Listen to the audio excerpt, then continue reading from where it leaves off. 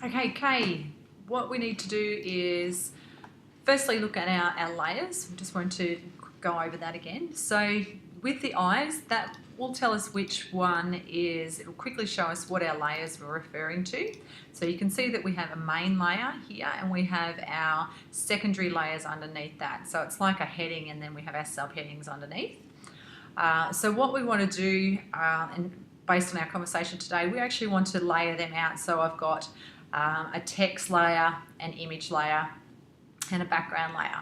So to do that, we come down to the bottom of this layer dialog box, and you can see if you hover over it, there's a create new layer, which is what we want. There's a create new sub layer, which will put it in a layer within the layer. And then there's also make or release the clipping marks, which you don't need to know about just yet. So I want to create a new layer, and you can see it creates a main layer there, and it changes the color of what the highlights are going to be to a red rather than a blue. And you can see with the blue main layer, that blue has sub layers that are all blue. So if we come over here and we highlight it all of these highlights or crop marks and things are all blue. So say I want to change the welcome layer here, which is this one, welcome to, I want to actually change that up to my layer 2. The first thing I wanted to do is I want to change my layer 2 to text. So if I double click in there, it'll pop up like this, and I can type in text, and then click out. And then what I want to do is grab hold of these, click to target, and I want to grab this target and bring it up to the red. Okay, so now you can see that the welcome to has changed from blue to red, which means it's on a separate layer to my layer 1. So if I want to hide that, it only hides now the image, and then it keeps the text on a separate layer, which is really handy to know if you want to move it apart or you want to change it. It's not all connected to the one. Okay, so, and that'd be the same if you wanted to have your image in a different space, or you actually had another image.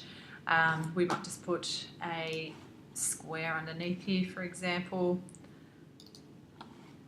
and that makes it another layer, and I want to change that layer there to be a shape layer. So again, I go and I select another layer, so create new layer, makes it layer 3, go in and change that layer to shape, and then I go and select the shape layer that I want to change, and I grab that little blue square and I'm going to change it up and bring it up to when that, see how that button clicks on and it goes into the green layer, which is now my shapes layer. Okay, and you can see that the highlights now changed to green. So now I have 3 separate layers, a blue, a green, a red, layer 1, which I can change the name to being my image, 2 being my shape, 3 being my text, and you can see that I've got subfolders being in my shape folder, I've got my rectangle, in my text folder, I've got my welcome note. Okay, and you can see now that when I highlight them, they've all got their own individual colours, so I know what I'm working on when I'm working on them.